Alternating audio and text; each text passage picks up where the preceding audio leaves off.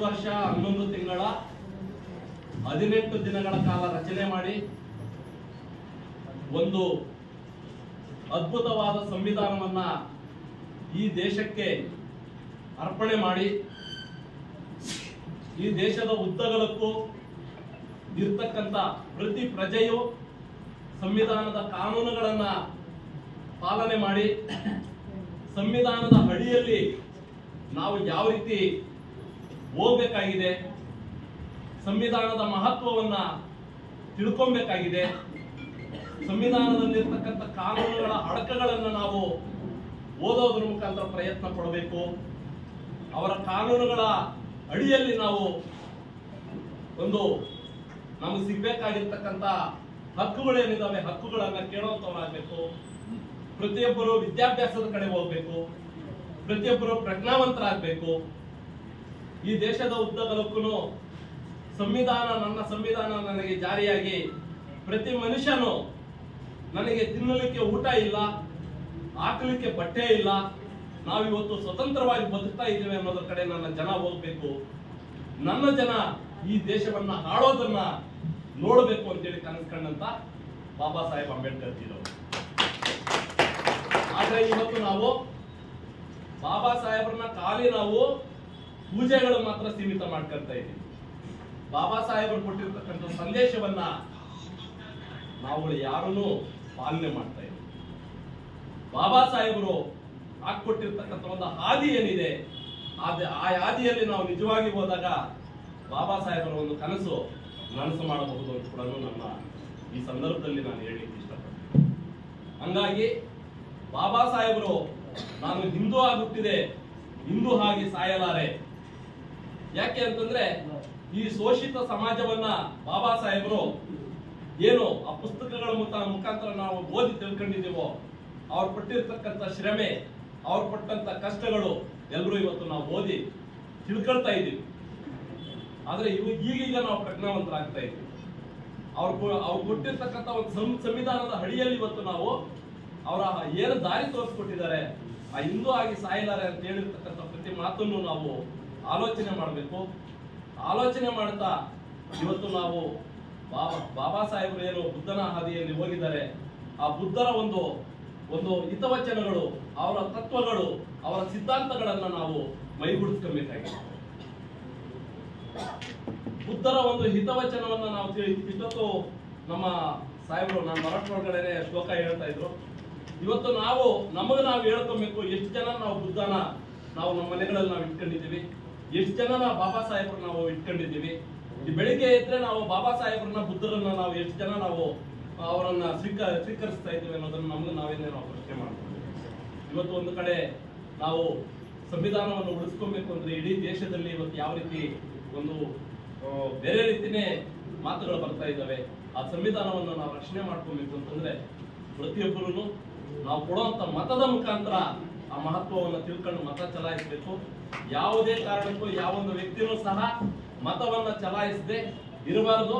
ಪ್ರತಿಯೊಬ್ಬರೂ ಮತ ಕೊಟ್ಟು ಸಂವಿಧಾನವನ್ನ ಉಳಿಸೋದ್ರ ಕಡೆ ಹೋಗ್ಬೇಕು. ಸಂವಿಧಾನ ಇದ್ದರೆ ನಮ್ಮ ರಕ್ಷಣೆ, ಸಂವಿಧಾನ ಇಲ್ಲ ಅಂದ್ರೆ ನಮ್ಮ ಭಕ್ಷಣೆ. ಅಷ್ಟೇನೆ. ಇಷ್ಟಕ್ಕೆ ನಾನು ನನ್ನ ಮಾತನ್ನು ಹೇಳ್ತಾ ನನ್ನ ಮಾತನ್ನು ಮುಗಿಸ್ತೀನಿ. ನಾವು ಮಾತಾಡ್ತೀವಿ, ಆದ್ರೆ ಅದ್ರ ಪ್ರಕಾರ ನಡೆಯೋದು ತುಂಬಾ ಕಷ್ಟ ಆಗೋಗ್ಬಿಟ್ಟಿದೆ. ನಾವು ಶತಮಾನಗಳಿಂದ ಹೋರಾಟಗಳು ಮಾಡ್ಕೊಂಡು ಬಂದು ಇವತ್ತು ಅವರ ಆಲೋಚನೆಗಳನ್ನ ಎಲ್ಲ ಒಂದು ಕಡೆ ನಾವು ಎಳ್ಳು ನೀರು ಬಿಟ್ಬಿಟ್ಟಿದ್ದೀವಿ. ಆ ಆಲೋಚನೆಗಳನ್ನ ಪಕ್ಕಕ್ಕೆ ಬಿಟ್ಬಿಟ್ಟು ಈಗ ನಮ್ದೇ ಆದ ದಾರಿ, ಯಾಕಂತ ಹೇಳಿದ್ರೆ ಇಲ್ಲಿ ಬೇರೆ ದಾರಿ ನೋಡ್ಕೊಬೇಕು, ಆ ದಾರಿ ಆಗ್ಬಿಟ್ಟಿದೆ. ಆ ದಾರಿಗಳೆಲ್ಲ ಆ ರೀತಿ ಆಗಬಾರ್ದು, ನಡೆದಂತ ನುಡಿಬೇಕು ಅನ್ನೋ ಆಲೋಚನೆ ಮೇಲೆ ನಾವು ಅಂಬೇಡ್ಕರ್ ಅವ್ರನ್ನ ಅನುಸರಿಸಬೇಕಾಗ್ತದೆ. ಪೂಜ್ಯನಿ ನಮ್ಮ ತಹಸೀಲ್ದಾರ್ ಅವರು ಇಂಥ ವಿಚಾರಗಳನ್ನ ಅನೇಕ ವೇದಿಕೆಗಳಲ್ಲಿ ಹಂಚ್ಕೊಂಡಿರ್ತಾರೆ ರಾಜಶೇಖರ ಮೂರ್ತಿ ಅವರು. ಯಾಕಂತ ಹೇಳಿದ್ರೆ ಮಹಾವಿದ್ಯಾವಂತರು, ಜ್ಞಾನವಂತರು, ಸಮಾಜಕ್ಕೆ ಒಳ್ಳೆ ಸಂದೇಶವನ್ನು ಕೊಟ್ಟಂತವ್ರು. ಈಗಾಗಲೇ ಸುಮಾರು ವೇದಿಕೆಗಳಲ್ಲಿ ಬಂದಿರ್ತಾರೆ. ಒಂದು ಬಾಬು ಜಗಜೀವರಾಮ್ ಅವರ ಜಯಂತಿಯಲ್ಲಿ ಅವರ ಒಂದು 4 ನುಡಿಗಳು ತುಂಬಾ ಶಕ್ತಿಯುತವಾದಂತಹ ಮಾತುಗಳನ್ನು ಕೇಳಿದ್ವಿ. ಇಡೀ ವಿಶ್ವದಲ್ಲಿ ಅತಿ ದೊಡ್ಡ ಬೃಹತ್ ಪ್ರಜಾಪ್ರಭುತ್ವ ರಾಷ್ಟ್ರ ಭಾರತ. ಇಷ್ಟೊಂದು ಬೃಹತ್ ಪ್ರಜಾಪ್ರಭುತ್ವ ರಾಷ್ಟ್ರವಾಗಿ ರೂಪ ಪಡ್ಕೊಳ್ಳಲು ಕಾರಣ ಡಾಕ್ಟರ್ ಬಾಬಾ ಸಾಹೇಬ್ ಅಂಬೇಡ್ಕರ್ ಅವರು ರಚಿಸಿದಂತ ಸಂವಿಧಾನ. ಏನು ಇವತ್ತೊಂದು ಸಂವಿಧಾನ ಯಾವ ರೀತಿಯಾಗಿ ನಮ್ಮನ್ನ ಕಾಯ್ತಾ ಇದೆ, ಸಂವಿಧಾನಕ್ಕೆ ಶಕ್ತಿ ಇದೆಯಾ, ಸಂವಿಧಾನ ಶಕ್ತಿ ನಾವು ಕೊಟ್ಟಿದ್ದೀವಿ ಅಥವಾ ಅದರ ಪ್ರಕಾರ ನಾವು ನಡೀತಾ ಇದೀವ, ಸಂವಿಧಾನ ಯಾವ ದಿಕ್ಕದಲ್ಲಿ ಸಾಗ್ತಾ ಇದೆ, ನಾವು ಯಾವ ದಿಕ್ಕದಲ್ಲಿ ಸಾಗ್ತಾ ಇದ್ದೀವಿ. ಪ್ರಜಾಪ್ರಭುತ್ವ ರಾಷ್ಟ್ರ ಒಂದು ನಿರಂಕುಶತ್ವದ ದಿಕ್ಕಿನಲ್ಲಿ ಸಾಗ್ತಾ ಇದೆ, ಒಂದು ಮುಸುಕಿನಲ್ಲಿ. ಪ್ರಜಾಪ್ರಭುತ್ವ ಒಂದು ನಿರಂಕುಶ ಪ್ರಭುತ್ವ ರೂಪದಲ್ಲಿ ಹೋಗ್ತಾ ಇದೆ. ಯಾಕಂತಂದ್ರೆ ವಂಶ ಪಾರಂಪರವಾಗಿ ಅಧಿಕಾರದಲ್ಲಿ ನಾವೇ ಮುಂದುವರಿಬೇಕು, ನಮ್ಮ ಮಕ್ಕಳು ನಮ್ಮ ಮೊಮ್ಮಕ್ಕಳು ನಾವೇ ನಿರಂತರವಾಗಿರ್ಬೇಕು. ಇದು ಪ್ರಜಾಪ್ರಭುತ್ವ ರಾಷ್ಟ್ರ ಅನ್ಸ್ಕೊಳ್ಳೋದಕ್ಕೆ ಸಾಧ್ಯನೇ ಇಲ್ಲ ಅನಿಸ್ತಾ ಇದೆ. ಈಗ ಇದೊಂಥರ ನಿರಂಕುಶತ್ವವಾದ ರಾಜನ ಕಾಲದಲ್ಲಿ ರಾಜನ ಮಗ ಪುಂಡ ಆಗಿರ್ಲಿ ಕುರುಡನಾಗಿರ್ಲಿ ಅವನು ಏನೇ ಆಗಿರ್ಲಿ ಅವರೇ ಆಗಿರ್ಬೇಕು ರಾಜ. ಆ ರೀತಿ ಅವ್ರ ಮಕ್ಕಳು ಮೊಮ್ಮಕ್ಕಳು ಅವ್ರಿಗೆ ಪರಂಪರೆಗೆ ರಾಜಕಾರಣ ಸೀಮಿತ ಆಗಬೇಕಾಗಿದೆ. ಪ್ರಬುದ್ಧರು, ವಿಚಾರವಂತರು, ಜ್ಞಾನವಂತರು, ಈ ಸಮಾಜಕ್ಕೆ ನಾನಾ ರೀತಿ ಸಂದೇಶ ಕೊಡ್ತಕ್ಕಂಥವ್ರು, ಈ ಸಮಾಜದ ಬಗ್ಗೆ ಕಾಳಜಿ ಇರ್ತಕ್ಕಂಥವ್ರು ಕೋಟಾನುಕೋಟಿ ಜನರಿದ್ದಾರೆ. ಆದರೆ ಅವರ ಬಾಯಿಗಳಿಗೆ ಅವರ ಮಾತುಗಳಿಗೆ ಶಕ್ತಿ ಇಲ್ಲದಿರುವಂತಾಗಿದೆ. ಇವತ್ತು ಯಾವುದೋ ಒಂದು ವಿಚಾರದ ಮೇಲೆ ಅವ್ರನ್ನ ಮುಂದಿಟ್ಟು ಸಮಾಜವನ್ನು ಒಡೆಯೋ ರೀತಿಯಲ್ಲಿ ಜಾತಿ ಧರ್ಮಗಳ ಮಧ್ಯೆ, ಜಾತಿಗಳ ಮಧ್ಯೆ ಸಾಮರಸ್ಯ ಇಲ್ದಿರ ಇಡೀ ವ್ಯವಸ್ಥೆಯನ್ನು ಕುಲಿಗಡಿಸಿ ಯಾವುದೋ ಒಂದು ರೀತಿಯಲ್ಲಿ ಅಧಿಕಾರ ಅವರೇ ಇಟ್ಕೋಬೇಕು, ಅವರೇ ನಡೆಸ್ಕೋಬೇಕು, ಅವರೇ ಮುಂದುವರಿಬೇಕು. ಸಂವಿಧಾನ ಹೆಸರಿಗೆ ಭದ್ರವಾಗಿ ಬುನಾದಿ ಅಂತ, ಆದ್ರೆ ಅದ್ರ ಒಳಗಡೆ ಎಷ್ಟೊಂದು ಇದು ನಡೀತಾ ಇದೆ ಸಂವಿಧಾನದ ಅಡಿಯಲ್ಲಿ ಅನ್ನೋದನ್ನು ನಾವು ನೋಡ್ತಾ ಇಲ್ಲ. ಇದನ್ನೆಲ್ಲ ಕಾಣುವಂತವರು ಸಮಾಜದ ಪ್ರಬುದ್ಧರು, ಪ್ರಜ್ಞಾವಂತರು ಇದನ್ನೆಲ್ಲ ನೋಡ್ತಾ ಇರ್ತಾರೆ. ಇಂಥ ಒಂದು ದಿಕ್ಕಲ್ಲಿ ಅಂಬೇಡ್ಕರ್ ಆಶಯಗಳೊಂದಿಗೆ ಅನೇಕ ಹಿರಿಯರ ಚಿಂತನೆಗಳೊಂದಿಗೆ ನಾವು ಮುನ್ನುಗ್ಗಬೇಕಾಗ್ತದೆ. ಅಂತ ಸಮಾಜವನ್ನು ನೋಡೋಣ ಅನ್ನೋ ಪರಿಕಲ್ಪನೆಯಲ್ಲಿ ನಾವು ಬಾಬಾ ಸಾಹೇಬ್ ಅಂಬೇಡ್ಕರ್ ಅವರ ಜನ್ಮದಿನಾಚರಣೆಯನ್ನು ಆಚರಣೆ ಮಾಡ್ಕೋಬೇಕು. ಇಂತಹ ಕಾಲಘಟ್ಟದಲ್ಲಿ ಇಂಥ ದಿಕ್ಕಲ್ಲಿ ಸಂಘಟನೆಗಳು, ಹೋರಾಟಗಳು ನಡೀಬೇಕೆ ಹೊರತು ಜಾತಿಯಲ್ಲಿ ಮತ್ತು ಧರ್ಮದ ಹೆಸರಿನಲ್ಲಿ ಇವೆಲ್ಲ ಕೂಡ ಜಾಸ್ತಿ ದಿವಸ ಉಳಿಬೋದು, ಕೆಲವು ದಿವಸ ಅಷ್ಟೇ ಅಂತ ಹೇಳ್ತಾ ನಾನು 4 ಮಾತು ಮಾತಾಡೋಕೆ ಅನುವು ಮಾಡಿಕೊಟ್ಟಂತ ವೇದಿಕೆಗೆ ನನ್ನ 4 ಮಾತು ಮುಗಿಸಿ. ಸೊ ನಾವೇನು ಅಂತಂದರೆ, ಇವತ್ತು ಡಾಕ್ಟರ್ ಬಾಬಾ ಸಾಹೇಬ್ ಅಂಬೇಡ್ಕರ್ ಅವರು ಏಪ್ರಿಲ್ 14ನೇ ತಾರೀಕಿಗೆ ಅವರು ಹುಟ್ಟಿದ ದಿನ ಅಲ್ಲ, 360 ದಿನಗಳು ಅವ್ರು ಹುಟ್ಟಿದ ದಿನಾನೇ. ಯಾಕಂದರೆ ಪ್ರತಿ ದಿನಾನೂ ನಾವು ಅನುಭವಿಸ್ತಕ್ಕಂಥ ಶೋಷಣೆಗಳೇನಿದೆ, ನೋವುಗಳೇನಿದೆ, ಕಷ್ಟಗಳೇನಿದೆ, ಪ್ರತಿಯೊಬ್ಬರಿಗೂ ಕಷ್ಟ ಬಂದಾಗ ಯಾರೇ ಆಗಲಿ ನಾವು ನಮ್ಮ ಕಷ್ಟ ಬಂದಾಗ ನಾವು ಯಾವುದೇ ದೇವಸ್ಥಾನಕ್ಕೆ ಹೋಗಲ್ಲ, ಮಸೀದಿಗೆ ಹೋಗಲ್ಲ, ಮಂದಿರಕ್ಕೆ ಹೋಗಲ್ಲ, ಎಲ್ಲಿಗೆ ಹೋಗ್ತೀವಿ? ಒಂದು ಪೊಲೀಸ್ ಸ್ಟೇಷನ್ಗೆ, ಒಂದು ಸರ್ಕಾರ ಹತೋಟಿಗೆ ಬರ್ತೀವಿ. ಸರ್ಕಾರ ಅಂತಂದರೆ ಯಾರು? ಡಾಕ್ಟರ್ ಬಾಬಾ ಸಾಹೇಬ್ ಅಂಬೇಡ್ಕರ್ ಕೊಟ್ಟಿರ್ತಕ್ಕಂಥ ಒಂದು ಹಕ್ಕುಗಳಿದ್ದಾವೆ ನಮಗೆ. ಸ್ವಾತಂತ್ರ್ಯ, ಸಮಾನತೆ, ಭಾತೃತ್ವ, ಈ 3 ಹಕ್ಕುಗಳೇನಿದ್ದಾವೆ, ಸೊ ಈ 3ನ್ನು ನಾವು ಬಳಸ್ಕೋಬೇಕು. ಡಾಕ್ಟರ್ ಬಾಬಾ ಸಾಹೇಬ್ ಅಂಬೇಡ್ಕರ್ ಅವರು ಇಡೀ ತಮ್ಮ ಜೀವನವನ್ನೇ ನಮ್ಮ ಜನಾಂಗಕ್ಕೋಸ್ಕರ, ನಮ್ಮ ಭಾರತಕ್ಕೋಸ್ಕರ ತ್ಯಾಗ ಮಾಡಿದ್ದಾರೆ. ಇವಾಗ ನಮ್ಮ ನಾಯಕರು ಏನಾಗಿದ್ದಾರೆ ಅಂತಂದರೆ, ಬರೀ ಒಂದು ಅರ್ಧ ಗಂಟೆ ಡಾಕ್ಟರ್ ಬಾಬಾ ಸಾಹೇಬ್ ಅಂಬೇಡ್ಕರ್ ಅವ್ರ ವಿಚಾರವನ್ನು ತಿಳ್ಕೊಳ್ತಕ್ಕಂಥ ಒಂದು ಕನಿಷ್ಠ ಒಂದು ಜ್ಞಾನ ಕೂಡ ಅವ್ರಿಗಿಲ್ಲ ಅಂತಂದರೆ ತುಂಬ ಬೇಜಾರಾಗ್ತಾ ಇದೆ. ಯಾಕಂದರೆ ನಾವು ಬರೀ ಅರ್ಧ ಗಂಟೆ, ಈ ಕಾರ್ಯಕ್ರಮ 1 ಗಂಟೆ ನಡೀತಾ ಇದೆ ಅಷ್ಟೇ. ಸೊ 1 ಗಂಟೆ ನಾವು ಒಂದು ಹತ್ತ ಕುತ್ಕೊಳ್ಳೋಕ್ಕಾಗಿಲ್ಲ ಅಂತಂದರೆ, ಅವರು ತಮ್ಮ ಜೀವಮಾನ ಪೂರ್ತಿ ಒಂದು ಹತ್ತ ಕುತ್ಕೊಂಡು ಸಾವಿರಾರು ಪುಸ್ತಕಗಳನ್ನು ಓದ್ಕೊಂಡು ದೇಶ ವಿದೇಶಗಳೆಲ್ಲ ಸುತ್ಕೊಂಡು ನಮ್ಮ ದೇಶಕ್ಕೋಸ್ಕರ, ನಮ್ಮ ಸಮಾಜಕ್ಕೋಸ್ಕರ ಅವ್ರು ಎಷ್ಟೊಂದು ಹೋರಾಟ ಮಾಡಿದ್ದಾರೆ ಅಂತಂದರೆ, ನಾವು ಬರೀ ಒಂದು ಹಾಫ್ ಆನ್ ಅವರ್ ಇಲ್ಲಿ ಕುತ್ಕೊಂಡು ಅವ್ರ ವಿಚಾರದಲ್ಲಿ ತಿಳ್ಕೊಳ್ಳೋಣ ಅಂತಕ್ಕಂಥ ಒಂದು ಇದು ಕೂಡ ನಮ್ಮ ಜನರಲ್ಲಿ ಇಲ್ಲ. ಯಾಕಂತಂದರೆ ಇಲ್ಲಿ ಏನಾಗ್ತಾ ಇದೆ ಅಂತಂದರೆ, ತಮ್ಮ ಅಭಿವೃದ್ಧಿಗೋಸ್ಕರ ಏನು ಜನ ಬದಲಾವಣೆ ಆಗ್ತಾ ಇದ್ದಾರೆ ವಿನಃ ನಮ್ಮ ಡಾಕ್ಟರ್ ಬಾಬಾ ಸಾಹೇಬ್ ಅಂಬೇಡ್ಕರ್ ಅವ್ರ ತತ್ವಗಳನ್ನಾಗಲಿ, ಅವ್ರ ಸಿದ್ಧಾಂತಗಳನ್ನಾಗಲಿ, ಅವ್ರ ಆದರ್ಶಗಳನ್ನಾಗಲಿ ಬಳಸ್ಕೊಳ್ತಕ್ಕಂಥ ನಿಟ್ಟಿಗೆ ನಮ್ಮ ನಾಯಕರಾಗಲಿ, ನಮ್ಮ ಜನಾಂಗದ ಮುಖಂಡರುಗಳಾಗಲಿ, ನಮ್ಮ ಹೋರಾಟಗಾರರಾಗಲಿ ಯಾರೇ ಆಗಲಿ ಬೆಳೆಸ್ಕೊಳ್ತಾ ಇಲ್ಲ. ಸೊ ನಮ್ಗೆ ಇಲ್ಲಿ ನೋವಿನ ಸಂಗತಿ ಏನು ಅಂತಂದರೆ, ಪ್ರತಿಯೊಬ್ಬರು ಅಷ್ಟೇ. ಯಾಕಂದರೆ ಇವಾಗ ಹಿರಿಯರು ನೋಡಿ ಕಿರಿಯರು ಅಂತಾರೆ. ಇವಾಗ ಹಿರಿಯ ಹೋರಾಟಗಾರರೇ ಅರ್ಧದಲ್ಲಿ ಎದ್ದೋಗ್ತಾ ಇರಬೇಕಾದ್ರೆ ನಮ್ಮಂತ ಕಿರಿಯರಿಗೆ ಏನು ಅನಿಸುತ್ತೆ? ಅವರೇ ಹೋಗ್ತಿದ್ರೆ ನಾವು ಹೋಗೋಣ ಬಿಡು ಅನಿಸುತ್ತೆ. ಸೊ ನಾನು ಹೇಳೋದೇನು ಅಂತಂದರೆ, ದಯವಿಟ್ಟು ಕಾರ್ಯಕ್ರಮಕ್ಕೆ ನಿಮ್ಗೆ ಅಂಬೇಡ್ಕರ್ ಬಗ್ಗೆ ಅಭಿಮಾನ ಇದ್ದರೆ ನಿಮ್ಮ ಮನೆಯಲ್ಲೇ ಇಟ್ಕೊಂಡು ಪೂಜೆ ಮಾಡಿಬಿಡಿ. ಈ ಥರ ಅರ್ಧದಲ್ಲಿ ಎದ್ದೋಗ್ಬೇಡಿ. ದಯವಿಟ್ಟು ನಾನು ರಿಕ್ವೆಸ್ಟ್ ಮಾಡ್ಕೊಡ್ತೀನಿ, ಯಾವುದೇ ಕಾರ್ಯಕ್ರಮಕ್ಕಾಗಲಿ ನಾನು ಇದೇ ಹೋರಾಟಗಾರರಲ್ಲಿ ಮನವಿ ಮಾಡ್ಕೊಳ್ಳೋದು ಇಷ್ಟೇ. ನಿಮ್ಗೆ ಇಷ್ಟ ಇಲ್ಲ ಅಂತಂದ್ರೆ ನೀವು ಮನೆಯಲ್ಲಿ ಒಂದು 100 ಹಾಕ್ಬಿಟ್ಟು ಮನೆಯಲ್ಲೇ ಇದ್ಬಿಡ್ರಿ. ಅರ್ಧ ಕಾರ್ಯಕ್ರಮದಲ್ಲಿ ಇದ್ದವ್ರು ಏನು ಅನ್ಸುತ್ತೆ ಅಂತಂದ್ರೆ, ನೋಡಿದವ್ರಿಗೆ ಎಲ್ರಿಗೂ ಒಂಥರ ನಗ್ಬಾಟ್ಲು ಏನಂತಂದರೆ, ಬಂದ್ರಪ್ಪ ಅವರು ಬಂದರು, ಏನೋ ಸ್ವೀಟ್ ಕೊಟ್ಟರು, ತಿಂದರು, ಹೋದ್ರು ಅಂತಿರುತ್ತೆ. ದಯವಿಟ್ಟು ನಾವು ನಿಮ್ಮನ್ನು ಹಿರಿಯ ನಾಯಕರು ಏನಿದ್ದೀರಾ, ನಾವು ನಿಮ್ಮನ್ನು ಅಬ್ಸರ್ವ್ ಮಾಡ್ತಾ ಇರ್ತೀವಿ. ಸೊ ನಿಮ್ಮಲ್ಲಿ ಏನು ಗುಣಗಳಿದ್ದಾವೆ, ಏನು ಹೋರಾಟದ ಗುಣಗಳಿದ್ದಾವೆ, ನಿಮ್ಮನ್ನು ನಾವು ಅಬ್ಸರ್ವ್ ಮಾಡ್ತಾ ಇರ್ತೀವಿ. ಸೊ ನಮ್ಮ ಹಿರಿಯ ಹೋರಾಟಗಾರರು ಈ ಥರ ಬುನಾದಿ ಹಾಕಿದ್ದಾರೆ, ಆ ಬುನಾದಿಯಲ್ಲಿ ನಾವು ಹೋಗೋಣ ಅಂತ. ದಯವಿಟ್ಟು ತಾವು ಅದನ್ನು ಅರ್ಥ ಮಾಡಿಕೊಂಡು ಮುಂದಿನ ಯಾವುದೇ ಕಾರ್ಯಕ್ರಮಗಳು, ಅಂಬೇಡ್ಕರ್ ಜಯಂತಿನೆಲ್ಲ ಯಾವುದೇ ಕಾರ್ಯಕ್ರಮಗಳಾಗಲಿ, ನಾವು ನಮ್ಮ ಸಮಯ ಒಂದು ಗಂಟೆ ಆಗಲಿ 2 ಗಂಟೆ ಆಗಲಿ, ನಮ್ಮ ಸಮಯ ಏನಿದೆ ಆ ಸಮಯನ ಆ ಒಂದು ಕಾರ್ಯಕ್ರಮಕ್ಕೆ ಸೀಮಿತ ಮಾಡಿ ದಯವಿಟ್ಟು ಎಲ್ಲರೂ ಬಂದು ಸ್ಟಾರ್ಟಿಂಗಿಂದ ಎಂಡಿಂಗ್ವರೆಗೂ ಇಡಬೇಕು ಅಂತ ಅಂದ್ಬಿಟ್ಟು ನಾನು ನಮ್ಮ ಎಲ್ಲ ಮುಖಂಡರನ್ನು ಬೇಡ್ಕೊಳ್ತಾ ಇದ್ದೀನಿ. ಅಂಬೇಡ್ಕರ್ ಹೆಸರಿರುವಂಥ ಚಳುವಳಿ ಮುಖಾಂತರ ಅನೇಕ ಹೋರಾಟಗಳನ್ನು ನಾವು ಮಾಡಿದ್ವಿ. ಇಲ್ಲಿರ್ತಕ್ಕಂಥ ಅಂಬೇಡ್ಕರ್ ಸ್ಟ್ಯಾಚು ಆಗಲಿ ಅಥವಾ ಅಂಬೇಡ್ಕರ್ ಭವನ ಆಗಲಿ ಇದರ ಹೋರಾಟದ ಪ್ರತಿಫಲ ಅಷ್ಟೇ. ಹಾಗಾಗಿ ಅಂಬೇಡ್ಕರ್ ಏಪ್ರಿಲ್ 14 ಏಪ್ರಿಲ್ ತಿಂಗಳಿಗೊಂದು ಮಹತ್ವ ಇದೆ. ಏಪ್ರಿಲ್ 5ನೇ ತಾರೀಕು ನೆರವೇರು ಹುಡ್ತಾರೆ, 11ನೇ ತಾರೀಕು ಜ್ಯೋತಿ ಬಾಪಲೆ ಹುಡ್ತಾರೆ. ಮತ್ತು ಅಂಬೇಡ್ಕರ್ ಅವರು ನಾವೇ ಏಪ್ರಿಲ್ 14ರಂದು ಹುಟ್ಟಿ ಅವರು ಬರೋ ತನಕ ಅಂಬೇಡ್ಕರ್ ಹುಟ್ಟಿ ಈ ಸಮಾಜದ ಬಗ್ಗೆ ಅಧ್ಯಯನ ಮಾಡಿ ಈ ಸಮಾಜ ಯಾವ ದಾರಿಯಲ್ಲಿ ಹೋಗ್ತಾ ಇದೆ, ಇದನ್ನು ಏನು ಮಾಡಿದ್ರೆ ಸರೋಗುತ್ತೆ ಅಂತಕ್ಕಂಥ ಕಾನೂನುಗಳು, ಸಾಮಾಜಿಕ ನ್ಯಾಯ ಇಂಥವರು ಕೊಡೋದಾಗಿದ್ದರೆ ನಮ್ಮಲ್ಲಿ ಈಚೆಗೆ ಬಂದು ಇಲ್ಲಿ ಮಾತಾಡೋಕ್ಕಾಗ್ತಾ ಇರಲಿಲ್ಲ. ಅದನ್ನು ನಾವು ಸ್ಪಷ್ಟ ಮಾಡಿದ್ವಿ. ಈಗ ತಾನೇ ನಮ್ಮ ಸ್ನೇಹಿತರೊಬ್ಬರು ಹೇಳ್ತಾ ಹಿರಿಯರಿಗೆ ಒಂದು ತಾಳ್ಮೆ ಇದೆ ಅಂದರೆ ಹಿರಿಯರು ಹಿಂಗೆ ಕಲಿಯೋದು. ಆ್ಯಕ್ಚುಲಿ ಇದು ಈಗಾಗಲೇ ಎಲ್ಲರಿಗೂ ಸ್ಪಷ್ಟ ಆಗುತ್ತಿದೆ. ಇಲ್ಲಿ ಇರ್ತಕ್ಕಂಥ ಅನೇಕ ಮಂದಿ ಕೂಡ ಈಗ ಏನೋ ಯಾವುದೋ ಒಂದು ಚಿಂತನೆ, ಏನೋ ಒಂದು ಮೀಟಿಂಗ್ ಆಗ್ತಾ ಇದೆ, ಅದೊಂದು ರಾಜಕಾರಣಿ ಬರ್ತಾ ಇದ್ದಾರೆ, ಇಂಥ ಒಂದು ಚಿಂತನೆಗಳು ಜಾಸ್ತಿ ಮನಸ್ಸುತ್ತೆ. ಹಾಗಾಗಿ ಅಂಬೇಡ್ಕರ್ ಅವರ ಒಂದು ಏನು ಅವರು ಸಾಮಾಜಿಕ ಸಂವಿಧಾನ ಕಲ್ಪಿಸ್ತಕ್ಕಂಥ ನಮ್ಮ ಹಕ್ಕುಗಳು. ಹಾಗಾಗಿ ಡಾಕ್ಟರ್ ಬಿ ಆರ್ ಅಂಬೇಡ್ಕರ್ ಅವರು ನಮ್ಮ ಜೀವನದಲ್ಲಿ ಎಷ್ಟೋ ಜನ ಹುಟ್ಟುತ್ತಾರೆ, ಸತ್ತೋಗ್ಬಿಡ್ತಾರೆ. ಆದರೆ ಅಂಬೇಡ್ಕರ್ ಅಂತವರು ಸತ್ತು ಬದುಕಿದ್ದಾರೆ ಅಂತಕ್ಕಂಥದ್ದಕ್ಕೆ ಅವ್ರು ಹಾಕಿಕೊಟ್ಟಂಥ ಒಂದು ಸಂವಿಧಾನ ಮತ್ತು ಸಾಮಾಜಿಕ ನ್ಯಾಯದ ಒಂದು ವಿಚಾರಗಳಿಂದ ಬೇರೆ ಏನಲ್ಲ. ಹಾಗಾಗಿ ಅಂಬೇಡ್ಕರ್ ಮುಖ್ಯವಾಗಿ 3 ಹೋರಾಟಗಳನ್ನು ಮಾಡ್ತಾರೆ. ಒಂದು ಕುಡಿಯುವ ನೀರಿಗಾಗಿ. ಈ ಪ್ರಪಂಚದಲ್ಲೆಲ್ಲಾದರೂ ಪ್ರಪಂಚ ಯಾವುದೇ ದೇಶದಲ್ಲಿ ಹೋಗಲಿ ಕುಡಿಯುವ ನೀರನ್ನು ಬಿಡೋದು ಅಂತ ಹೇಳಿದ್ರೆ ಇಂಥ ಕೆಟ್ಟ ವ್ಯವಸ್ಥೆ ಈ ದೇಶದಲ್ಲಿ ನಿರ್ಮಾಣ ಆಗಿತ್ತು ಅಂತಕ್ಕಂಥ ನರಕು ಏನೆಲ್ಲ ಓದ್ಕೊಂಡು ಬಂದು 1922ರಲ್ಲಿ ಮಹಾರಾಷ್ಟ್ರದ ಮಹತ್ ಕೆರೆ ಹೋರಾಟವನ್ನು ಶುರು ಮಾಡ್ತಾರೆ. ಆ ಹೋರಾಟವನ್ನು ಶುರು ಮಾಡಿದ್ರು ಕೂಡ ನಮ್ಮ ಜನರ ಸಹಕಾರ ಇರೋದಿಲ್ಲ. ನಾಳೆ ಬೆಳಿಗ್ಗೆ ಆ ನೀರನ್ನು ಕುಡಿಯೋಣ ಅಂತೂ ಕೂಡ ನಾವು ರಾತ್ರಿಗೆ ಸ್ಟಾಪ್ ಆಗಿಬಿಡ್ತಾರೆ. ಆ ನೀರು ಕಲುಷಿತ, ಅದು ನಾಯಿ ನದಿಗಳು ಕುಡಿಬೋದು, ಹಂದಿಗಳು ಕುಡಿಬೋದು, ನಾಯಿ ಎಲ್ಲ ಅದರಲ್ಲಿ ಏನು ಎಸಿಗೆ ಮಾಡ್ಬೋದು. ಆ ನೀರನ್ನು ಮನುಷ್ಯ ಮುಟ್ಟಬಾರ್ದು ಅಂತಕ್ಕಂಥ ಒಂದು ಕೆಟ್ಟ ಚಾಳಿ ನಮ್ಮ ಈ ಸಾಮಾಜಿಕ ವ್ಯವಸ್ಥೆಯಲ್ಲಿ ಇತ್ತು. ಅಂಥ ಸಂದರ್ಭದಲ್ಲಿ ಆ ಅಂಬೇಡ್ಕರ್ ಅವರು ಪ್ರಪ್ರಥಮವಾಗಿ ಕುಡಿಯುವ ನೀರಿಗಾಗಿ ಹೋರಾಟ. ಯಾವುದೇ ದೇಶದಲ್ಲಿ ಕುಡಿಯುವ ನೀರಿಗಾಗಿ ಯಾವ ಪ್ರಪಂಚದಲ್ಲಿ ಎಲ್ಲೇ ಆಗಲಿ ಕುಡಿಯೋ ನೀರು ಸಾಮಾನ್ಯ ಜನ ಕುಡಿಯುವಂಥ ನೀರಿಗೆ ಹೋರಾಟ ಮಾಡಿಲ್ಲ. ಅಂಥ ಒಂದು ಕೆಟ್ಟ ವ್ಯವಸ್ಥೆ ಈ ದೇಶದಲ್ಲಿ ಇತ್ತು. ಅದನ್ನು ಅಂಬೇಡ್ಕರ್ ಅವರು ಪ್ರಪ್ರಥಮ ಒಂದು ಹೋರಾಟ ಮಾಡ್ತಾರೆ. ನಂತರ ದಿನಗಳಲ್ಲಿ ಏನು ಮಾಡ್ತಾರೆ ಅಂದರೆ ಆ ಒಂದು ಮನುಸ್ಮೃತಿ ಅಂತಕ್ಕಂಥ ಕೆಟ್ಟ ಗ್ರಂಥ ಅಸಮಾನತೆಯನ್ನು ಸಾಕ್ತಕ್ಕಂಥ ಒಂದು ಕ್ರೂರ ಮನುಸ್ಮೃತಿಯನ್ನು ಬಹಿರಂಗವಾಗಿ ಲಕ್ಷಾಂತರ ಜನ ಅನುಯಾಯಿಗಳು ಸುಟ್ಟಾಕ್ತಾರೆ. ಸುಟ್ಟಾಕ್ಬಿಟ್ಟು ಈ ದೇಶದ ವ್ಯವಸ್ಥೆ ಮನುಸ್ಮೃತಿ ಮುಖಾಂತರ ನಡೀತಾ ಇತ್ತು. ಜಾತಿ ಪದ್ಧತಿ ಮೇಲೆ ನಡೀತಾ ಇತ್ತು. ಅಮಾನುಷವಾದಂಥ ಶಿಕ್ಷೆಗಳು ಇರ್ತಾ ಇತ್ತು.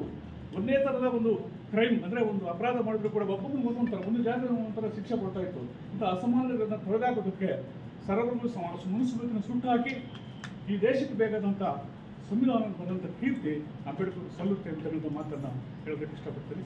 ಹಾಗಾಗಿ ನಮ್ಮ ಸಂಘಟನೆಕಾರ ಯಾರು ಕೂಡ ಆ ಭಾವನೆಗಳನ್ನು ಇಟ್ಕೊಂಡಿಲ್ಲ. ನಾವು ಎಲ್ಲರೂ ಜೊತೆಲೇ ಇದ್ದೀವಿ, ಜೊತೆಲೇ ಹೋರಾಟಗಳು ರೂಪಿಸ್ತಾ ಇದ್ದೀವಿ, ಮಾಡ್ತಾ ಇದ್ದೀವಿ. ಈ ಒಂದು ನಿಟ್ಟಿನಲ್ಲಿ ದಿನಾಚರಣೆಗಳ ಮುಖಾಂತರ ನಾವೆಲ್ಲ ಒಂದು ಜಾತಿ ಸೇರಿದ್ದೀವಿ. ಅಂಬೇಡ್ಕರ್ ಏನು ಹೇಳಿದ್ದಾರೆ ಅಂತಕ್ಕಂಥ ಹಲವಾರು ವಿಷಯಗಳು ಹೇಳಿದ್ದಾರೆ. ಬೋಧಿಸತ್ವ ಬಾಬಾ ಅಂಬೇಡ್ಕರ್ ಅವರ ಪಾದಗಳನ್ನು ಗಮನಿಸ್ತಾ, ತಥಾಗತ ಗೌತಮ ಬುದ್ಧರ ಪಾದಗಳನ್ನು ಗಮನಿಸ್ತಾ, ನನಗೆ ಅಂಬೇಡ್ಕರ್ ಅವರ ದೀಕ್ಷೆಯನ್ನು ಕೊಟ್ಟಂಥ ಪೂಜ್ಯ ಗುರು ಎನ್ ಕೆ ಶರ್ಮ ಅವರಿಗೆ ನಮಿಸ್ತಾ, ನನ್ನ ತಂದೆ ತಾಯಿಗಳಿಗೆ ನಮಿಸ್ತಾ, ನನ್ನ ಕೆಲವು ಹಂಚಿಕೆಗಳನ್ನು ತಮಗೆ ಹಂಚ್ಕೊಳ್ಳೋಕ್ಕೆ ಬಯಸ್ತೇನೆ. ಅನೇಕರು ಮಾತನಾಡಿದ್ರೆ ಬಹುತೇಕ ಭಾಷಣಕಾರರ ಮಾತಿನಲ್ಲಿ ನಾನು ಕಂಡದ್ದು ನೋವೇ. 30 ವರ್ಷಗಳ ಹಿಂದೆ ನೋವಿನ ಮಾತುಗಳನ್ನ ಕೇಳ್ತಾ ಇದ್ವಿ. ಇವತ್ತು ಕೂಡ ಆರ್ಥಿಕವಾಗಿ ಚೆನ್ನಾಗಿದ್ದೀವಿ. ನಾವು ಮೊದಲಷ್ಟು ಕಷ್ಟದಲ್ಲಿಲ್ಲ. ನಾವು ಆವಾಗ ಹೋರಾಟ ಮಾಡಬೇಕಾದ್ರೆ ನಡ್ಕೊಂಡು ತಿರುಗಾಡಬೇಕಾಗಿತ್ತು. ಸೈಕಲ್ ಕೂಡ ಇರಲಿಲ್ಲ, ಊಟ ಇರಲಿಲ್ಲ, ಬಸ್ಗಳಲ್ಲಿ ಹೋಗಿ ಸಂಘಟನೆ ಮಾಡಬೇಕಾಗಿತ್ತು. ಈಗ ನಾವು ಕಾರಲ್ಲಿ ಹೋಗಿ ಸಂಘಟನೆ ಮಾಡ್ತಾ ಇದ್ವಿ. ಈಗಲೂ ಕೂಡ ನಾವು ನೋವಿನ ಕಥೆಗಳನ್ನೇ ಹೇಳ್ತಾ ಇದ್ವಿ. ಅದಕ್ಕೆ ಕಾರಣ ಏನು ಅಂದರೆ ನಾವು ಬಾಬಾ ಸಾಹೇಬ್ರನ್ನ ಸರಿಯಾಗಿ ಓದ್ಕೊಂಡಿಲ್ಲ ಅಂತಕ್ಕಂಥ. ಬಾಬಾ ಸಾಹೇಬ್ರನ್ನ ಸರಿಯಾಗಿ ಓದ್ಕೊಳ್ಳೋದು ಬೇರೆ, ಬಾಬಾ ಸಾಹೇಬ್ರನ್ನ ಸರಿಯಾಗಿ ಅರ್ಥ ಮಾಡ್ಕೊಳ್ಳೋದು ಬೇರೆ, ಮತ್ತು ಓದಿ ಅರ್ಥ ಮಾಡ್ಕೊಂಡು ಅದರಿಂದ ನಡೀತಕ್ಕಂಥದ್ದು ಬೇರೆ. ಯಾರು ನಡೀತಾನೆ ಸಮರ್ಥವಾಗಿ ಬಾಬಾ ಸಾಹೇಬ್ರ ಮಾರ್ಗದಲ್ಲಿ ಅವನಿಗೆ ಹೆಚ್ಚು ಆತ್ಮವಿಶ್ವಾಸ ಇರ್ತದೆ. ಯಾವ ವ್ಯಕ್ತಿ ನಡೆಯೋದಿಲ್ಲ, ಕೇವಲ ಮಾತಾಡ್ತಾನೆ, ಅವನಿಗೆ ಅವನ ಮೇಲೆ ನಂಬಿಕೆ ಇರೋದಿಲ್ಲ. ಯಾವ ವ್ಯಕ್ತಿ ಓದೋದೇ ಇಲ್ಲ, ಅವನಿಗೆ ಏನೂ ಗೊತ್ತಾಗೋದಿಲ್ಲ. ಆದರೆ ವೈಯಕ್ತಿಕವಾಗಿ ನಾನು ಕಳೆದ 35 ವರ್ಷಗಳಿಂದ ಓದ್ತಾನೆ ಇದ್ದೀನಿ ಬಾಬಾ ಸಾಹೇಬ್ರನ್ನ. ಈವನ್ ಕಡೆ ನನಗೆ ವಸ್ತು ಅಂತ ಅನಿಸ್ತಾ ಇದೆ.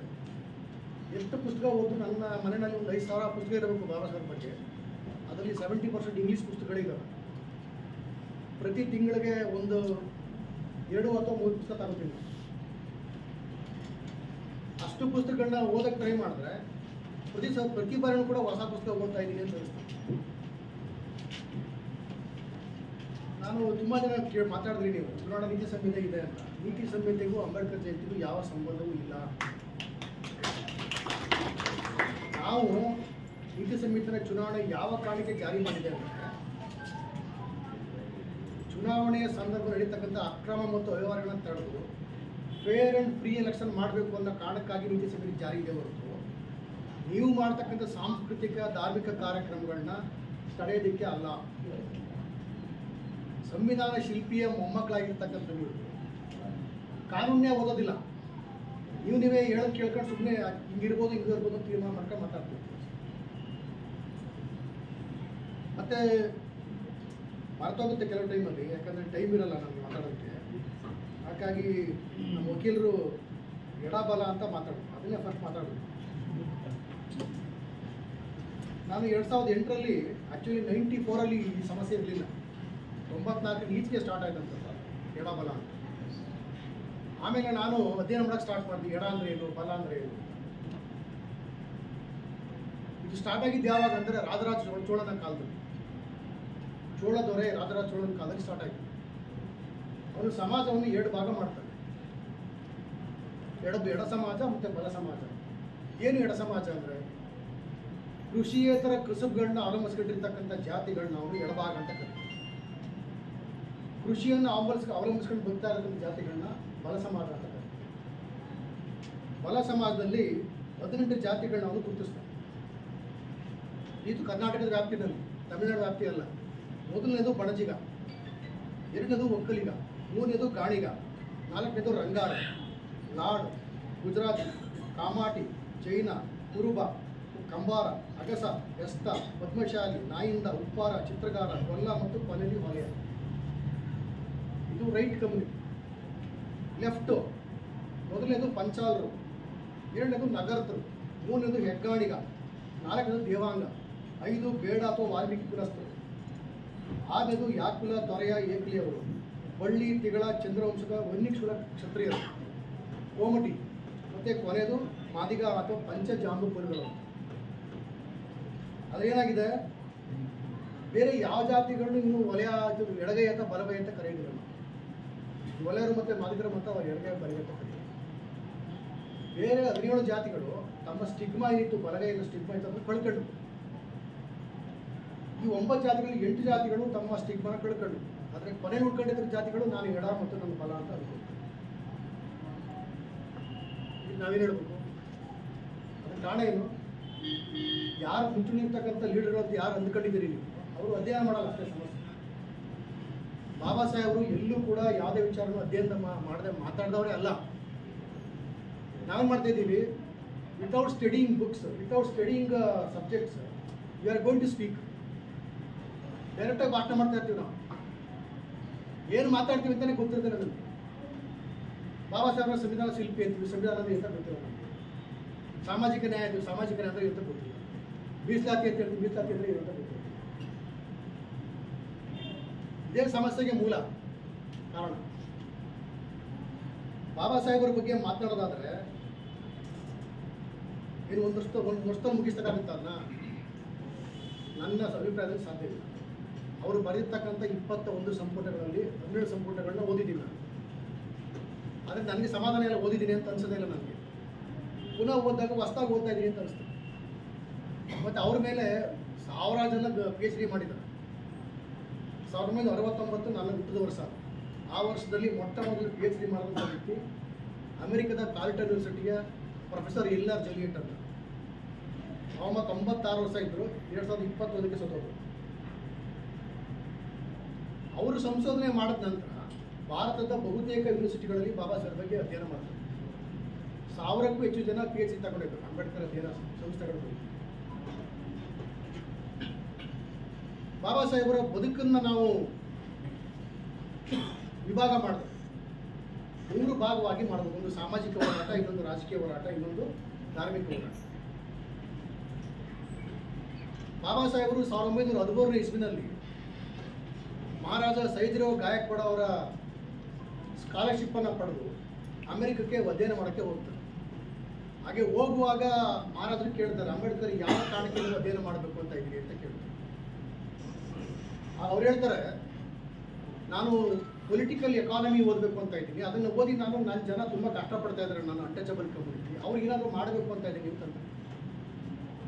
ನೋಡಿ, 13 ವರ್ಷದಲ್ಲಿ 1913 ಇಸ್ವಿಲಿ ಅವ್ರಿಗೆ ಎಷ್ಟು ವಯಸ್ಸು?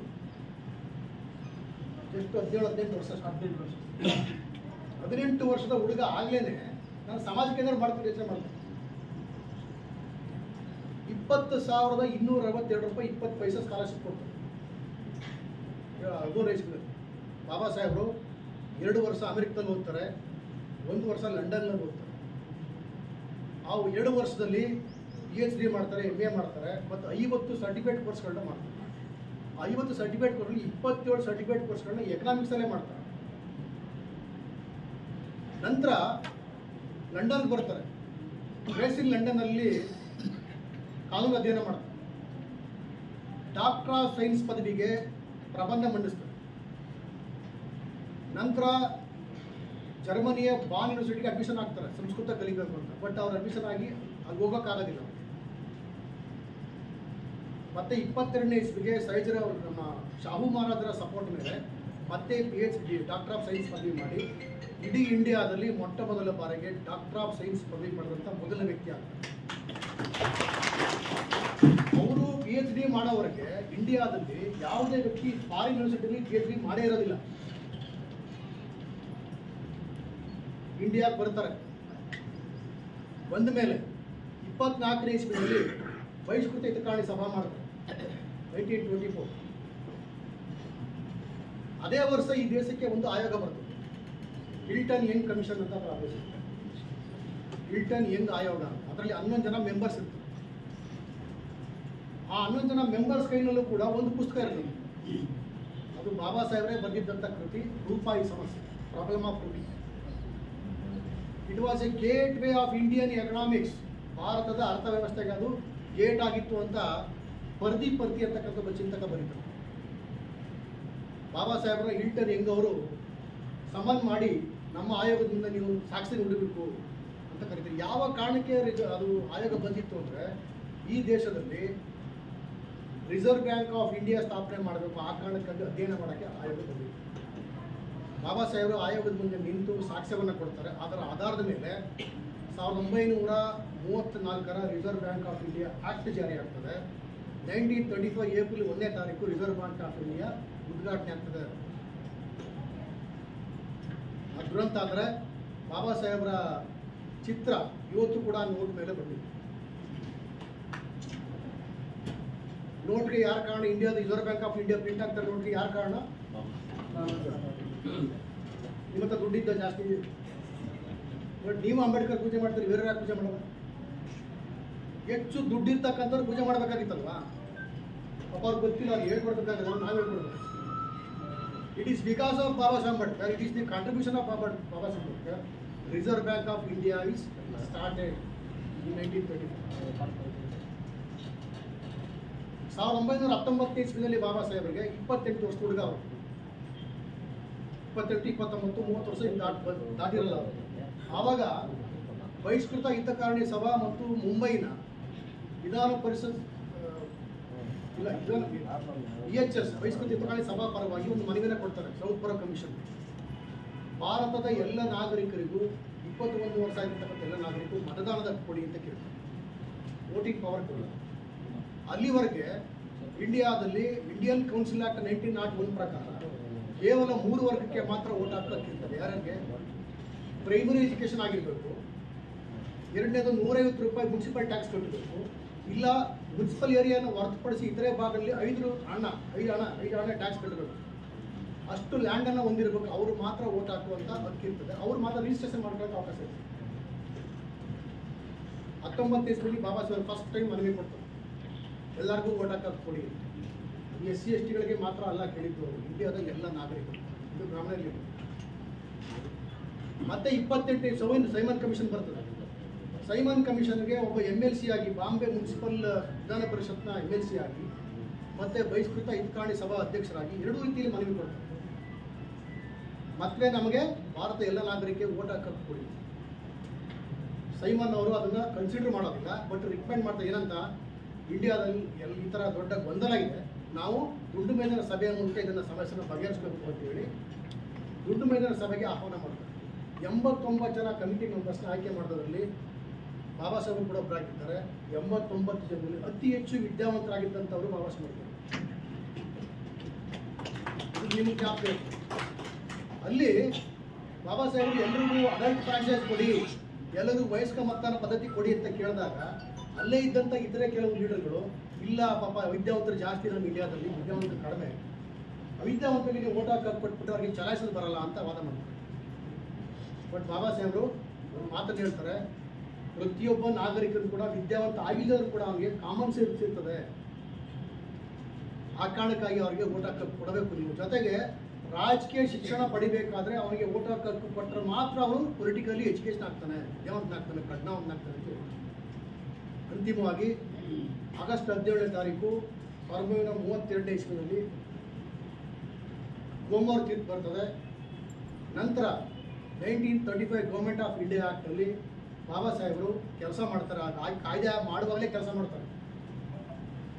ಜಂಟಿ ಸದನ ಸಮಿತಿಯಲ್ಲಿ ಒಬ್ಬ ಸದಸ್ಯರಾಗಿ ಕೆಲಸ ಮಾಡ್ತಾರೆ. 1911 ಇಸ್ವಿಯಲ್ಲಿ ಗುರುತು ಮಾಡಿದಂಥ 429 ಜಾತಿಗಳನ್ನ ಪರಿಶಿಷ್ಟ ಜಾತಿಗಳು ಮತ್ತು ಪರಿಶಿಷ್ಟ ಪಂಗಡಗಳು ಅಂತ ಡಿವೈಡ್ ಮಾಡುವಂಥ ಕೆಲಸವನ್ನು ಅವರೇ ಮಾಡ್ತಾರೆ. ಆವಾಗ SC ST ಅಂತ ಫಸ್ಟ್ ಬಂದಿದ್ದು 1935 ಗೌರ್ಮೆಂಟ್ ಆಫ್ ಇಂಡಿಯಾ ಆಕ್ಟ್. ಅದಕ್ಕೆ ಕಾರಣ ಬಾಬಾ ಸಾಹೇಬ್. 429 ಜಾತಿಗಳನ್ನ ಕ್ಲಿಯರ್ ಕಟ್ ಆಗಿ, ಇದು ಟ್ರೈಬಲ್ ನೇಚರ್ ಇದೆ, ಬುಡಕಟ್ಟು ಗುಣ ಇದೆ, ಆ ಕಾರಣಕ್ಕಾಗಿ ಈ ಜಾತಿಗಳನ್ನ ನಾವು ಬುಡಕಟ್ಟು ಜಾತಿಗಳು ಅಂತ ಕರೀಬೇಕು, ಬುಡಕಟ್ಟುಗಳು ಅಂತ ಕರೀಬೇಕು. ಇವು ಜಾತಿಯ ಗುಣ ಹೊಂದಿದೆ, ಆ ಕಾರಣಕ್ಕಾಗಿ ಇವನ್ನ ಜಾತಿಗಳು ಅಂತ ಕರೀಬೇಕು ಅಂತ ಪಟ್ಟಿ ಮಾಡ್ತಾರೆ. ಶೆಡ್ಯೂಲ್ ಮಿಟ್ ಲಿಸ್ಟ್ ಅಷ್ಟೇ. ಹಾಗಾಗಿ ಈ ದೇಶದ ಎಲ್ಲ ನಾಗರಿಕರು, ದುಡ್ಡು ಖರ್ಚು ಮಾಡ್ತಕ್ಕಂಥವ್ರು ಮತ್ತು ಓಟ್ ಹಾಕ್ತಕ್ಕಂಥ ಎಲ್ಲ ನಾಗರಿಕರು ಕೂಡ ಬಾಬಾ ಸಾಹೇಬ್ ನೆನೆಸ್ಕೋಬೇಕು. ಇದನ್ನು ನೀವು ತಿಳ್ಕೊಂಡ ಮೇಲೆ ದಯಮಾಡಿ ಇನ್ನೊಬ್ಬರಿಗೆ ಹೇಳಬೇಕು. 46ಅಲ್ಲಿ 42ಇಂದ 42ನೇ ಇಸ್ವಿಯಿಂದ 46ನೇ ಇಸ್ವಿವರೆಗೆ ಬಾಬಾ ಸಾಹೇಬರು 3 ಇಲಾಖೆಗಳ ಮಂತ್ರಿಯಾಗಿದ್ದಾರೆ. ಒಂದು ನೀರಾವರಿ, ಇನ್ನೊಂದು ಇಂಧನ ಮತ್ತು ಇನ್ನೊಂದು ಕಾರ್ಮಿಕ ಇಲಾಖೆ. 3 ಇಲಾಖೆಗಳ ಸಚಿವರಾಗಿ ಮಾಡಿರ್ತಕ್ಕಂಥ ಕೆಲಸ ಇದೆ. ಆ ಕೆಲಸ ಇವತ್ತು ಕೂಡ ಸರ್ಕಾರಿ ಇಲಾಖೆಯಲ್ಲಿ ಆಲ್ಮೋಸ್ಟ್. ಉದಾಹರಣೆಗೆ ನಾವು GPS ಮಾಡಿಸ್ತೀವಿ, KGID ಮಾಡಿಸ್ತೀವಿ, ಇನ್ಶೂರೆನ್ಸ್ ಮಾಡಿಸ್ತೀವಿ. ಇನ್ಶೂರೆನ್ಸ್ ಸಿಸ್ಟಮೇ ಇರಲಿಲ್ಲ ಇಂಡಿಯಾದಲ್ಲಿ. ಅದರ first insurance system ತೆಗಿದ್ದು Baba Saheb.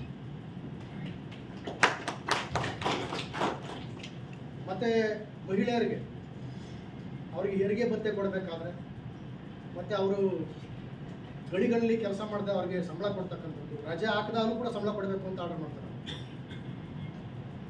ನಾವೇನಾಗಿದ್ದೀವಿ, ಅವ್ರನ್ನ ಕೇವಲ ಬಾಬಾ ಸಾಹೇಬರ ಒಂದು ಮೀಸಲಾತಿ ಕಾರಣಕ್ಕಾಗಿ ನಮ್ಮವ್ರಂತ ನಾವು ಅವ್ರನ್ನ ಬೋರ್ಡ್ ಹಾಕಿ ಇಟ್ಟಿದ್ದೀವಿ. ಅವರ ದಯಮಾಡಿ ನಿಮ್ಮವ್ರಂತ ನೀವು ಇಟ್ಕೊಂಡು ಒಂದು ಸಾಯಿಸ್ಬೇಡಿ.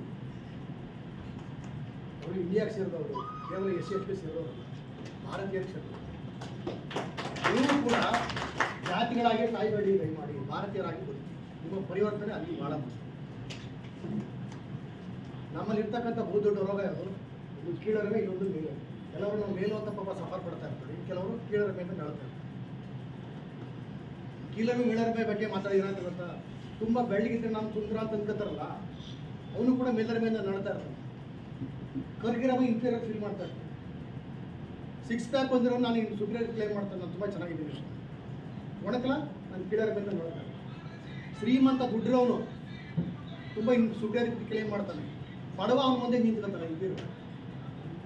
ನಾನು ತಾಕಿಲ್ದಾರ, ನಾನು ಸುಪೀರಿಯರಿಟಿ ಕ್ಲೈಮ್ ಮಾಡ್ತೀನಿ, ನನ್ನ ಮುಂದೆ ಪ್ಯೂರ್ ಏನು ಮಾಡ್ತೀನಿ ನಿಂತ್ಕೊತಾನೆ ಕೀಳೋರ್ ಮೇಲೆ.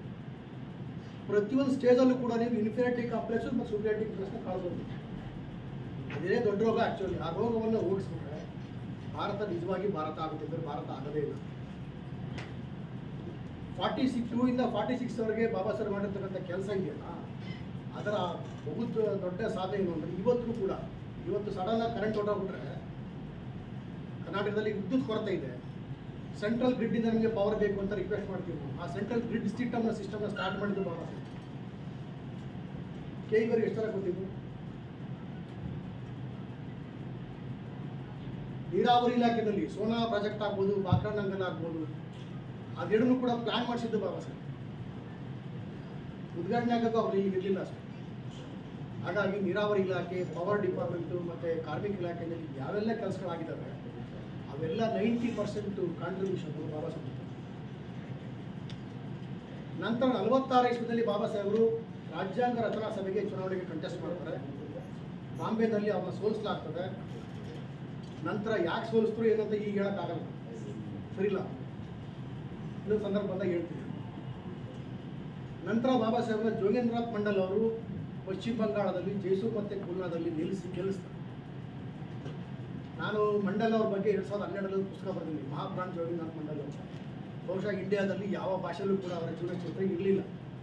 ನನಗೆ ಹಠ 6 ವರ್ಷ ಅಧ್ಯಯನ ಮಾಡಿ ಅವರ ಪುಸ್ತಕವನ್ನು ಬರೆದರು. ಒಂದೇ ಒಂದು ರೆಸಿಗ್ನೇಷನ್ ಲೆಟರ್, ರಾಜೀನಾಮೆ ಪತ್ರ ಪಾಕಿಸ್ತಾನ್ ದಲಿತ್ ಫೋರಮಲ್ಲಿ ಇತ್ತು ನಮಗೆ ವೆಬ್ಸೈಟಲ್ಲಿ. ಅದನ್ನು ಪ್ರಿಂಟ್ ತಗೊಂಡಾಗ ಆ ಪುಸ್ತಕ ಪರಿಪೂರ್ಣ ಆಯಿತು. ಎಷ್ಟು ಕೆಲಸವನ್ನು ಮಾಡಿದ್ದಾರೆ ಮಂಡಲದಲ್ಲಿ. ಆ ಮಂಡಲ ಹೆಸರೇ ಗೊತ್ತಿಲ್ಲ ನನಗೆ. ಅವ್ರು ಇಲ್ಲದೆ ಹೋಗಿದ್ದರೆ ಬಾಬಾ ಸಾಹೇಬರು ರಾಜ್ಯಾಂಗ ಸಂವಿಧಾನ ಬರೀ ಜಾಗಕ್ಕೆ ಹೋಗಕ್ಕೆ ಆಗ್ತದೆ. ಆದರೆ ದೇಶ ವಿಭಜನೆ ಆದಾಗ ಅವರು ಗೆದ್ದಿದ್ದಂಥ ಜಾಗವನ್ನು ಪಾಕಿಸ್ತಾನಕ್ಕೆ ಬಿಟ್ಕೊಟ್ಬಿಡ್ತಾರೆ. ಇವ್ರ ಮೆಂಬರ್ಶಿಪ್ ಎಲ್ಲ ಹೋಗುತ್ತೆ, ಈಗ ಪಾಕಿಸ್ತಾನಕ್ಕೆ ಹೋಗುತ್ತೆ. ನನ್ನ ಜನ ಇಂಡಿಯಾದಾಗ ನಾನೇ ಪಾಕಿಸ್ತಾನಕ್ಕೆ ಹೋಗಿ ಅಂತ ರಿಸೈನ್ ಮಾಡ್ತಾರೆ ಬಾಬಾ.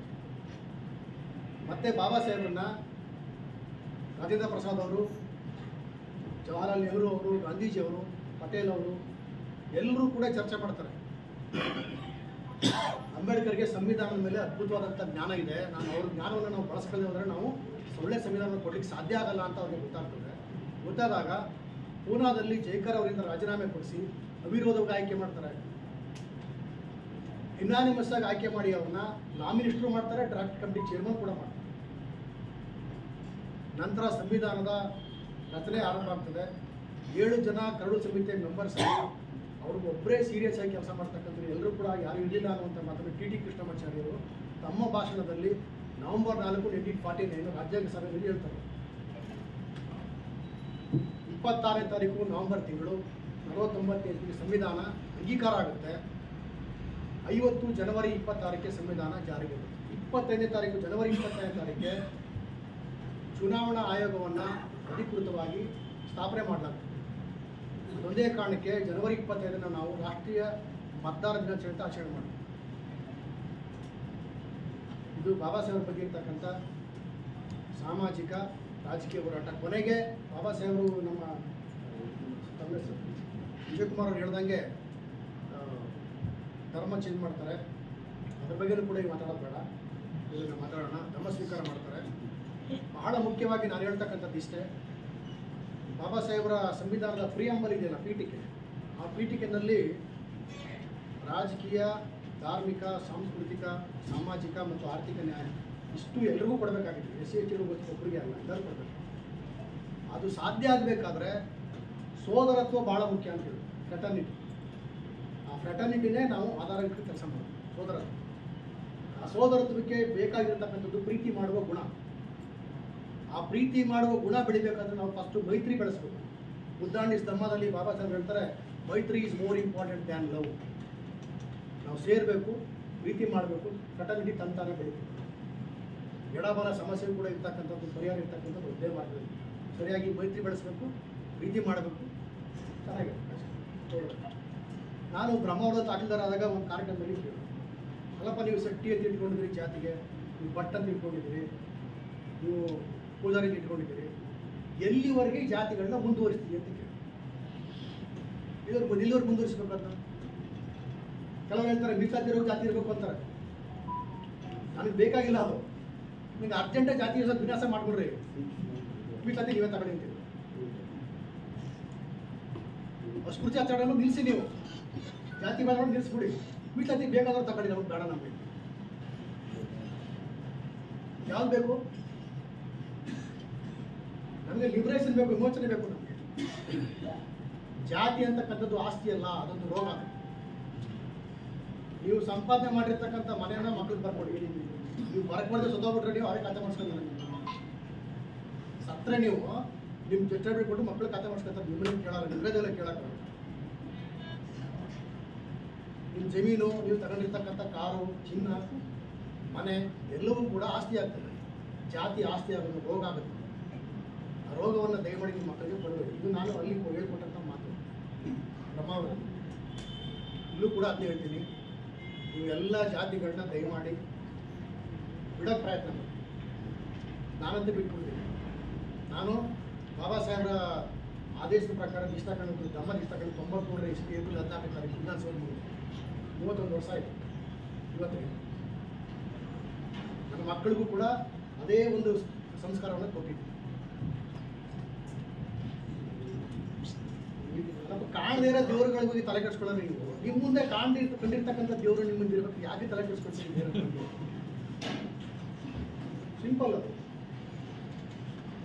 ಇಷ್ಟನ್ನ ಹೇಳ್ತಾ ನಾವೆಲ್ಲರೂ ಕೂಡ ಒಂದಲ್ಲ ಒಂದು ಸಂದರ್ಭಕ್ಕೆ ನಮ್ಮ ಮಕ್ಕಳನ್ನು ಕೂಡ ಪ್ರಬುದ್ಧತೆ ಬೆಳೆಸಬೇಕಾಗ್ತದೆ. ಆ ಪ್ರಬುದ್ಧತೆ ಬೆಳೆದಾಗ ಭಾರತೀಯ ಅನ್ನುವ ಕಾನ್ಸೆಪ್ಟ್ ಅವರಿಗೆ ಬರಬೇಕಾಗುತ್ತೆ. ಆ ಬಂದಾಗ ಮಾತ್ರ ನೀವು ಎಲ್ಲವನ್ನ ಗೆಲ್ಲಕ್ಕೆ ತಾಕತ್ತು ಕೊಡ್ತೀವಿ ಅಂತ ಬರೋದಿಲ್ಲ. ನೀವು ಜಾತಿಯಾಗಿಯೇ ಉಳ್ಕೊಳ್ಳೋಕ್ಕೆ ಪ್ರಯತ್ನ ಮಾಡಿದ್ರೆ ನಿಮಗೆ ತಾಕತ್ತೇ ಇರೋದಿಲ್ಲ. ಮತ್ತೆ ಬಾಬಾ ಸಾಹೇಬ್ರ ನಿಮ್ಮ ಜಾತಿಯವರಂತ ಕ್ಲೈಮ್ ಮಾಡಿ ಅವರ ಒಂದು ಬೇಲಿಲಿ ಕಟ್ಟಕ್ಕೆ ಪ್ರಯತ್ನ ಮಾಡಬೇಕು. ಖಂಡಿತವಾಗಿ ಸಾಧ್ಯವಿಲ್ಲ. ಈಗ ಬಾಬಾ ಸಾಹೇಬ್ರನ್ನ ಥ್ರೂಔಟ್ ವರ್ಲ್ಡ್ 197 ಕಂಟ್ರಿ ಇದ್ದಾವೆ. ಅದರಲ್ಲಿ 46 ದೇಶಗಳಲ್ಲಿ ಬಾಬಾ ಸಾಹೇಬ್ ಚಿಂತನೆ ಮಾಡ್ತಾರೆ. ಇಂಗ್ಲೀಷ್, ವಿಶೇಷವಾಗಿ ಇಂಗ್ಲೀಷ್ ಬರಹಗಾರರು, ಅದು ಅಮೆರಿಕ ಆಗ್ಬೋದು, ಲಂಡನ್ ಆಗ್ಬೋದು, ಪಾಕಿಸ್ತಾನದ ಬರಹಗಾರ 2015 ಒಳ್ಳೆ ಪುಸ್ತಕ ಬರೆದಿದ್ದಾರೆ. ಒಬ್ಬ ಮುಸ್ಲಿಂ ಬ್ಯೂಟಿಫುಲ್ ಪುಸ್ತಕ ಬರ್ತದೆ ಬಾಬಾ ಸಾಹೇಬ್. ಹಾಗಾಗಿ ವ್ಯಕ್ತಿಯನ್ನ ಒಂದು ಊರು, ಒಂದು ಜಾತಿ, ಒಂದು ಧರ್ಮ ಅಥವಾ ಒಂದು ದೇಶ ಕಟ್ಟಾಕ್ಬೋದು, ಅವರ ಚಿಂತನೆಗಳನ್ನ ಕಟ್ಟಾಕಕ್ಕೆ ಸಾಧ್ಯ. ಹೇಗಿದ್ರೆ ಜೀಸಸ್ಸು ಅಲ್ಲಿ ಹುಟ್ಟಿ ಇಲ್ಲಿ ಬರ್ತಿರ್ಲಿಲ್ಲ, ಬುದ್ಧ ಇಲ್ಲಿ ಹುಟ್ಟಿ ಜಪಾನ್ ಬರ್ತಿರ್ಲಿಲ್ಲ. ಬೆಳಿಗ್ಗೆ ಒಬ್ಬ ಡಾಕ್ಟರ್ ಸುರೇಶ್ ಕಾನ್ಕಣ್ಣವರಂತ ಒಬ್ಬ ನಾಯಕ ಕಮ್ಯುನಿಟಿ ಡಾಕ್ಟರ್ ಫೋನ್ ಮಾಡಿದ್ರು. ಜಪಾನ್ಗೆ ಹೋಗಿ ಒಂದು ವಾರ ಟೂರ್ ಮಾಡ್ಕೊಂಡು ಬಂದರು. ಸರ್, ನಮ್ಮ ಕಡೆ ಎಲ್ಲ ಟೆಂಪಲ್ಗಳಿದಾವಲ್ಲ ಬೆಂಗಳೂರಲ್ಲಿ, ಆ ಥರ ಜಪಾನ್ನ ಬೀದಿ ಬೀದಿಗಳು ಬುದ್ಧಗಾರ ಇದೆ ಅಂತ ಹೇಳ್ತೀನಿ. ಬುದ್ಧ ಅಂದರೆ ವ್ಯಕ್ತಿ ಅಲ್ಲ, ಅದು ಅರಿವಿನ ಒಂದು ಹೆಸರು. ಅದು ಬುದ್ಧ ಅಂದರೆ ಎಜುಕೇಟೆಡ್ ಅಂತ ಅಲ್ಲ, ಬುದ್ಧ ಅಂದರೆ ಪ್ರಜ್ಞಾವಂತ ಅಂತ. ನಾವೆಲ್ಲರೂ ಕೂಡ ಪ್ರಜ್ಞಾವಂತರಾಗಬೇಕು. ಪ್ರಜ್ಞಾವಂತರಾದರೆ ನಮ್ಗೆ ಅನುಕೂಲ ಏನು ಅಂದರೆ, ಮಾನವರ ಬಹುದೊಡ್ಡ ರೋಗಗಳಾಗ ಗೊತ್ತಾ? ಹಸಿವು, ಬಾಯಾರಿಕೆ ಮತ್ತು ಭಯ.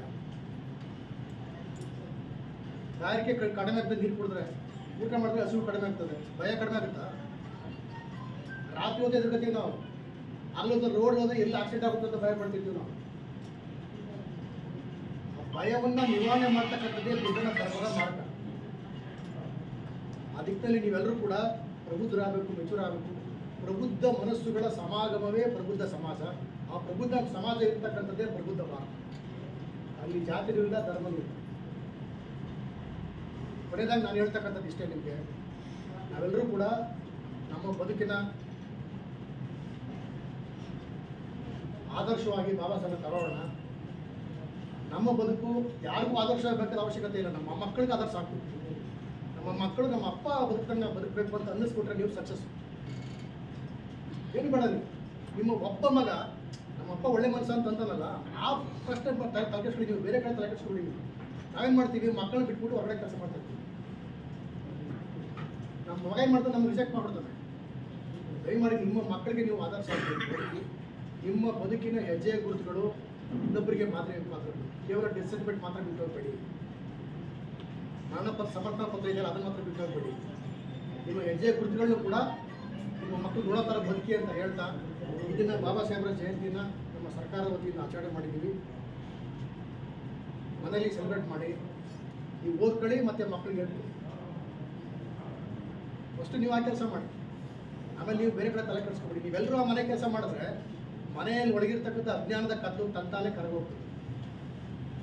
ಜೈ ಭೀಮ್, ಜೈ ಭಾರತ್. ಒಂದು ವಿಚಾರಧಾರೆಗಳನ್ನ, ಅವರು ಬೆಳೆದು ಬಂದಿರತಕ್ಕಂಥ ಹಾದಿಯನ್ನ ಎಲ್ಲ ನಮ್ಮ ಭಾರತದ ಎಲ್ಲ ಸಮುದಾಯಗಳಿಗೂ ಅನ್ವಯಿಸುತ್ತದೆ ಅಂತ ಒಂದು ವಿಚಾರಧಾರೆಗಳನ್ನ ತಾವು ತಿಳಿಸ್ಕೊಟ್ಟಿದ್ದಕ್ಕೆ ಈ ಜಯಂತಿಯ ಪ್ರಯುಕ್ತವಾಗಿ ತಮಗೆ ಅನಂತ ಧನ್ಯವಾದಗಳನ್ನ ಅರ್ಪಿಸ್ತಾ ಇದ್ದೀವಿ.